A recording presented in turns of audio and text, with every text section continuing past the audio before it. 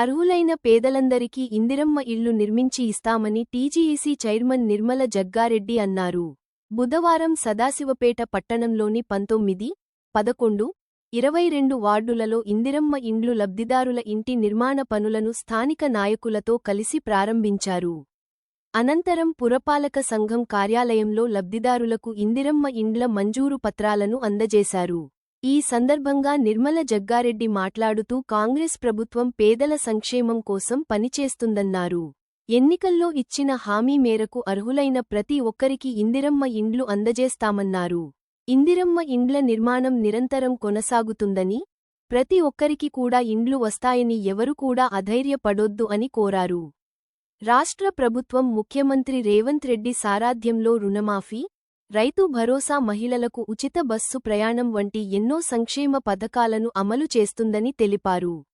ఈ కార్యక్రమంలో CDC chairman Gadila Ram Reddy, municipal commissioner Uma, పట్టణ అధ్యక్షుడు Munipalli Satyanarayana, market committee chairman Sadakula Kumar, market committee vice chairman Kandi Krishna, మాజీ మున్సిపల్ కౌన్సిలర్లు పట్లూరి నాగరాజ్ గౌడ్, గుండు రవి, లక్ష్మీ ప్రసన్న శంకర్ గౌడ్, పిల్లోడి విశ్వనాథం, అరుణ్, రాయిపాడ్ రమేష్, మాజీ బీసీ కార్పొరేషన్ డైరెక్టర్ పట్నం సుభాష్, మార్కెట్ కమిటీ డైరెక్టర్ చిరు, నాయకులు విష్ణువర్ధన్ రెడ్డి, తుకారం, తుల్జారాం, రఘు, షెజీబాయ్, చోటుబాయ్, సాబేర్, హౌసింగ్ ఏడీ, మున్సిపల్ ఏఈ, టీపీఓ, అధికారులు, నాయకులు లబ్ధిదారులు పాల్గొన్నారు.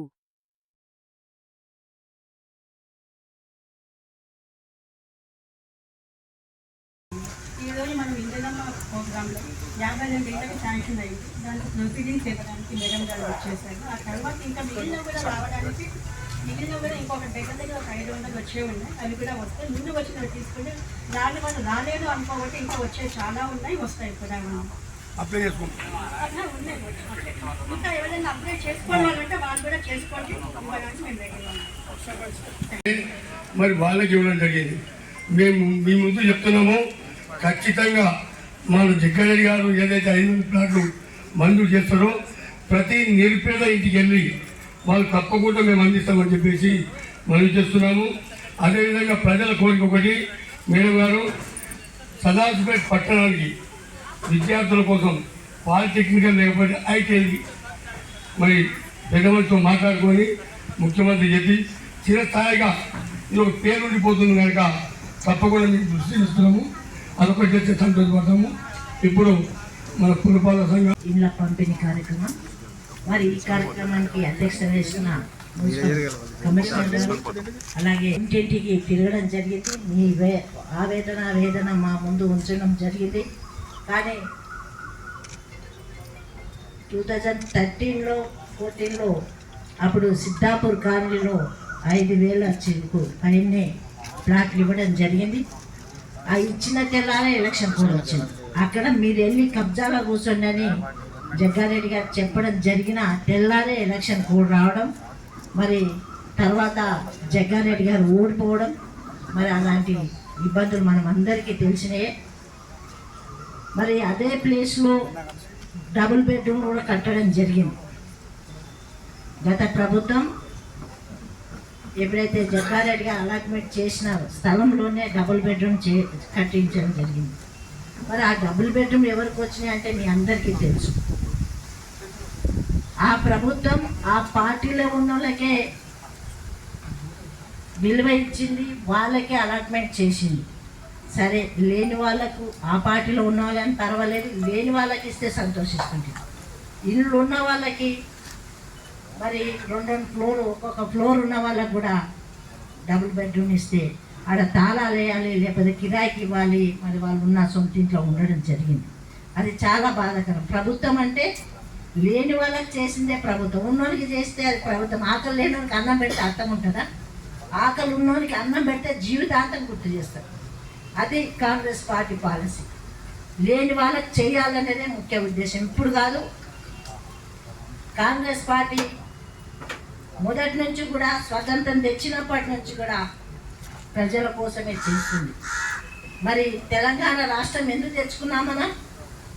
అన్నీ మన పొందాలి, ఆంధ్రులు అన్నీ తీసుకుపోతున్నారు, ఆంధ్రులకే ఫండ్స్ పోతున్నాయి, ఆంధ్రులకే నీళ్ళు పోతున్నాయి, ఆంధ్రులకే పైసలు పోతున్నాయి అని చెప్పి మనమందరం కూడా, నేను కూడా 5 రోజులు నిరాహార దీక్ష చేసిన, మీకు తెలుసో తెలియదో మరి.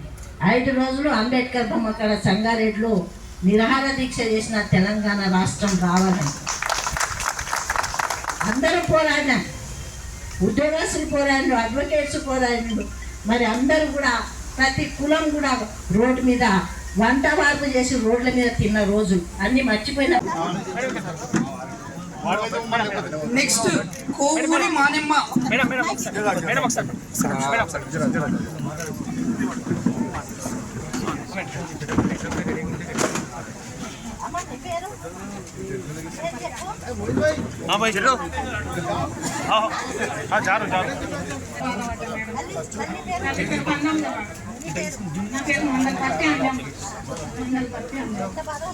ఇప్పటి మస్తు బాధపడ్డాం సార్.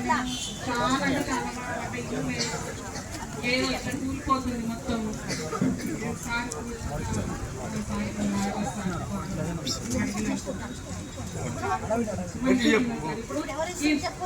ఇప్పుడు నేను దగ్గర సార్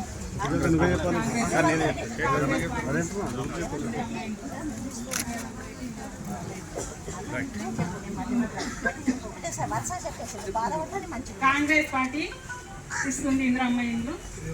రేవంత్ రెడ్డి వాళ్ళకు ధన్యవాదాలు. మరి అరెస్ట్ చేయమని చెప్పేసి మేము కూడా గట్టిగా ప్రశ్నిస్తే మా మీద ఒక కేసు పెట్టాలంటే కూడా ఆనాడు సిఐ గారు భయపడ్డారు. ఎందుకు భయపడ్డారంటే సిఐ లోపలికి అవుతాడని చెప్పేసి సిఐ భయపడ్డాడు, ఎంఆర్ఓ గారు కూడా భయపడ్డారు. మరి ఆనాడు జరిగిన దాన్ని కూడా అండగా నిలిచింది కాంగ్రెస్ ప్రభుత్వమే. మరి కాంగ్రెస్ ప్రభుత్వం నుండి పుట్టుకొచ్చిందే ఫ్రీడమ్ ఫైటర్లు.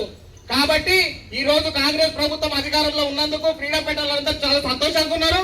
మరి ఇల్లు వచ్చిందనే సంతోషంతో నేను ఖచ్చితంగా ఈ రోజు వస్తా, నేను వచ్చి అక్కడ సర్టిఫికేట్ అందుకుంటా అని చెప్పేసి ఈ రోజు మా అమ్మగారు వీడికి రావడం నాకు చాలా సంతోషంగా అనిపిస్తుంది.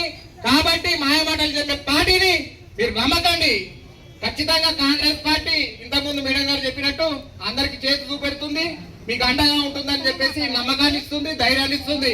మరి ఇక్కడ ఉన్న కార్యకర్తలు కూడా ఖచ్చితంగా ఏదో బట్టలు వేసుకొని కాదు, బాధలను చూసి ఎంబడే క్షణాలలో స్పందించి మరి అవకతవకలు ఉన్నారు, వాళ్ళందరూ ముసుగు వేసుకొని పనిచేస్తున్నారు.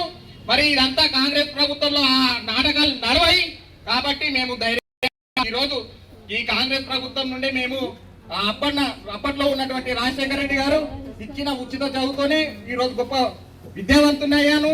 మరి చట్టాన్ని చదివాను. అదేవిధంగా నాకు ఇచ్చినటువంటి అభయాన్ని ఇచ్చిన కాంగ్రెస్ పార్టీకి సంపూర్ణ న్యాయం నేను చేస్తానని చెప్పుకుంటున్నాను.